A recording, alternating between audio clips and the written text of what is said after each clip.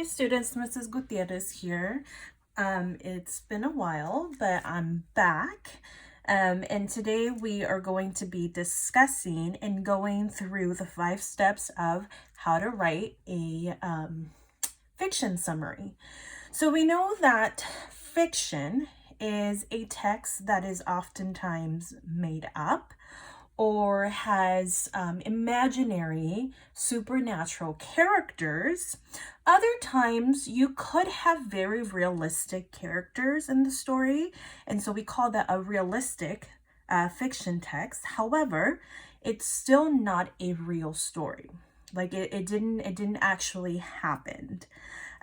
So today we're going to be discussing how do we write a fiction text and what are those 5 steps. Today will be a video that's bilingual Spanish, so we will go through the steps in English first and we will go through the steps in Spanish after that. So estudiantes, ahora vamos a repasar cómo se escribe un resumen de un texto ficción. Y sabemos que un texto ficción es un texto que es imaginario o es una historia que no es real. Muchas de las veces tienen personajes que no son real, son personajes supernaturales, o también son personajes que son imaginarios o no son real. Okay, so los 5 pasos van un poquito así. Primero los voy a repasar en inglés y después los voy a repasar en español. Okay, so here are the 5 steps. So the first step is, let me grab a different color marker. So the first step is somebody. After we go through what those 5 terms are, we will go through what each of those terms mean, okay? So somebody wanted, but, and you could write these down with me. So you could, on a piece of paper, write down these notes, but, so, then,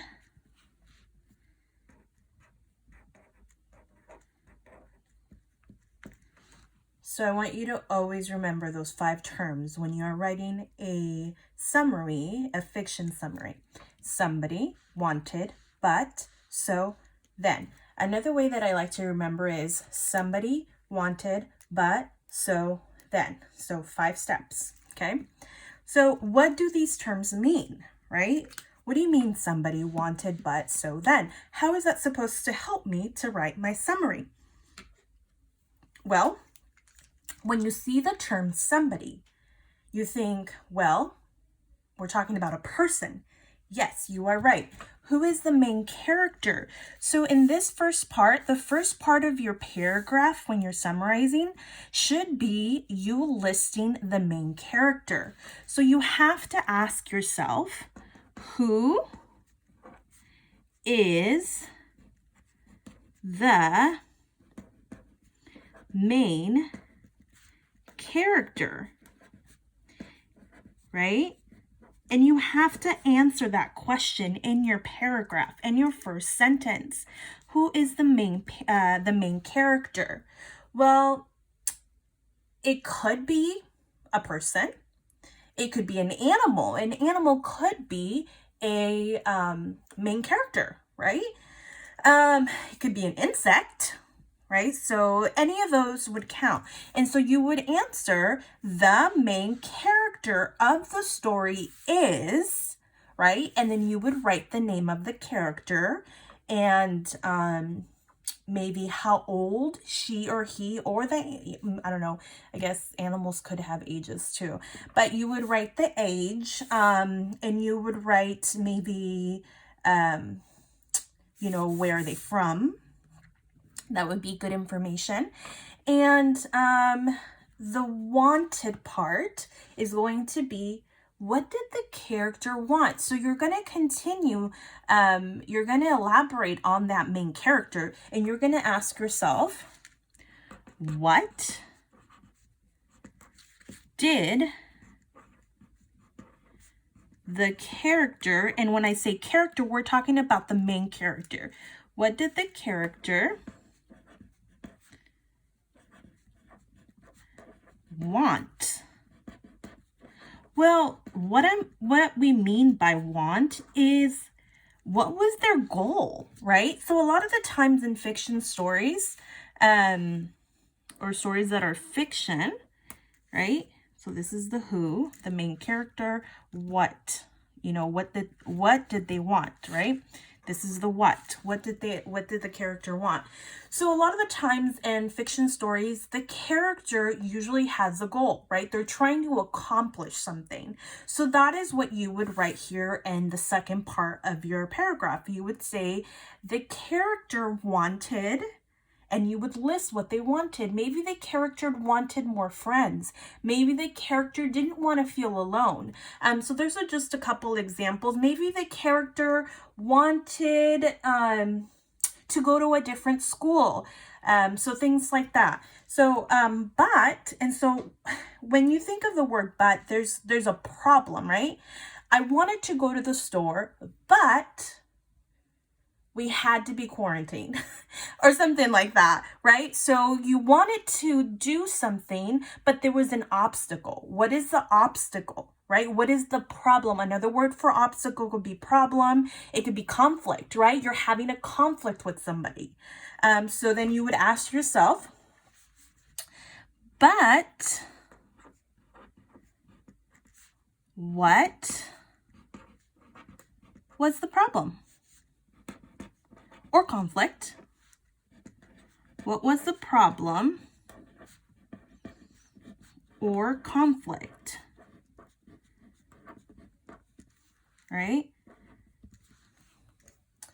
And you would say, kind of like I already gave several examples, but you would list what the character wanted. Well, you don't have to say that again, but you would say, the character was feeling very lonely, so she went out to make friends in her neighborhood so you also have to include how they were dealing with the problem, right? But that comes in the fourth step. So then you would say, so how, right, did the character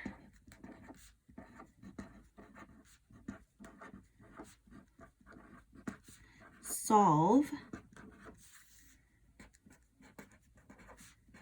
the problem? Oftentimes in fiction texts, you will have problems, right? That's kind of one of the main elements of a fiction text, is that you have conflict, you have problems, but those problems lead to a solution.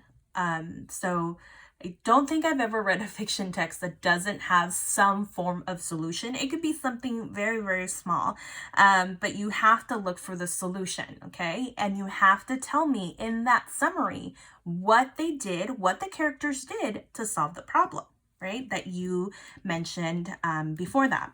And the last part is then, how did the story end, right? Then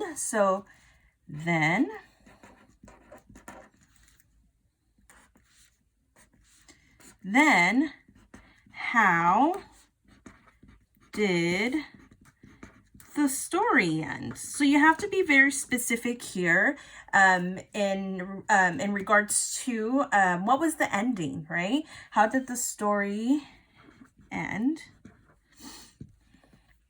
And so you would tell me, the story ended by so-and-so going out to the neighborhood and inviting all of the neighborhood kids to her birthday party so that she could meet other people in the neighborhood, because maybe the problem was that she had just moved to the new neighborhood, or she had just moved to a new house and it was a new neighborhood, so she didn't have any friends. So that's a problem, right? So then how did that character go about solving it? Well, that character went out of her way to create birthday party invitations and hand them out to the neighborhood kids. personally. So that is what you would explain here. And so how did it end? Well, it ended with her having a birthday party and having all the neighborhood kids come over to her house to partake in her birthday party. So that would be the ending, okay? So now we're going to go and go into our Spanish part of the video. So if you are not a Spanish student or you do not know Spanish, but maybe you want to learn, stick around. If you don't, then this is where the video ends for you. So let's go through and go through the Spanish part. Okay. So, estudiantes, cuando estamos resumiendo un texto de ficción, sabemos que hay 5 partes. Pues, ¿cuáles son esas 5 partes? Son quién. Y ahorita voy a explicar qué significa cada uno de esos términos. ¿Quién? ¿Qué? Y después, quería. So, quiero que escriban esto conmigo si pueden. Quería. Después, pero. No perro, pero. ¿Verdad? Y después, el término así es que, mi favorito. Así es que, me gusta cómo suena. Así es que, el último, entonces. Ahora hay que hablar de lo que significa estos términos cuando estamos escribiendo un resumen de ficción. ¿Quién? ¿Quién es el personaje principal del texto?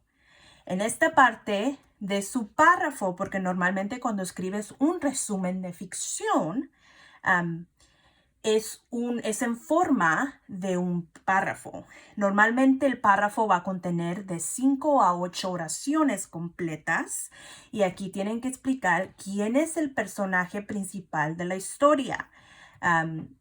El personaje principal, vamos a usar el ejemplo del texto de Gracias a Winn-Dixie, que muchos de mis estudiantes leímos juntos.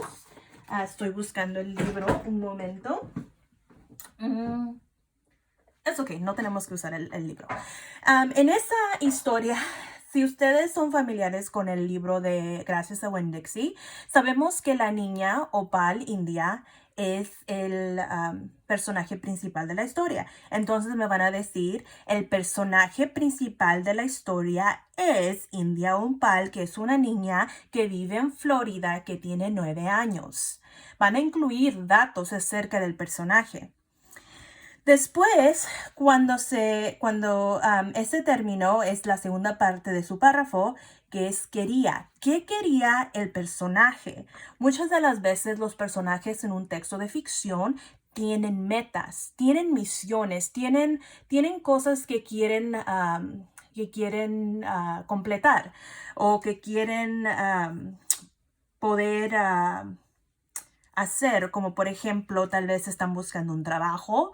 Tal vez su meta es ser un deportista. Tal vez su meta es tener una mascota y cuidarla. Entonces, ese es un ejemplo de diferentes cosas que los personajes pueden querer. Y por eso se dice quería. ¿Qué quería el personaje? Puede ser algo físico, un objeto, o puede ser algo que no es físico. Puede ser como una emoción, right? Tal vez quieren sentirse mejor, tal vez no quieren estar mucho tiempo.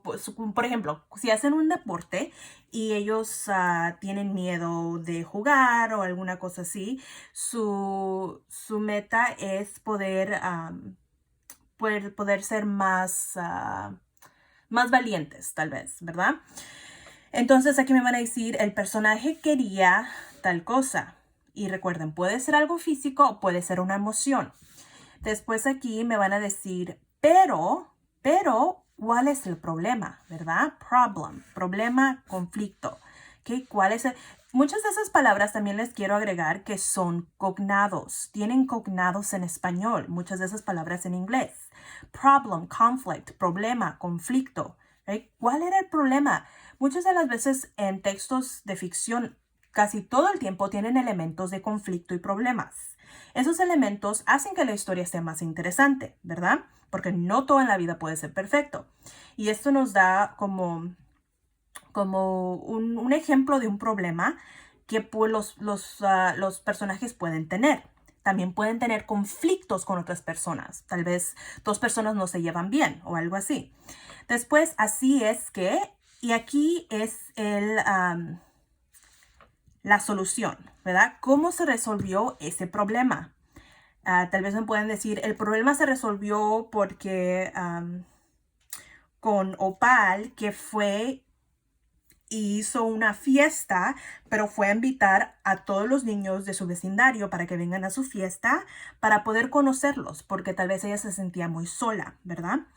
Y después, lo último es entonces, y aquí es donde me van a explicar cómo se terminó la historia, lo último que pasó, ¿verdad? Entonces me van a decir, así es que Opal decidió organizar una fiesta y invitar a sus vecinos, ¿verdad? Y después van a decir, entonces, Opal tuvo una fiesta en su casa y invitó a todos los niños y se hicieron amigos. Algo así. Entonces, esto es todo por ahora. Y fourth graders, third graders, all the graders, keep on rocking. Love you guys.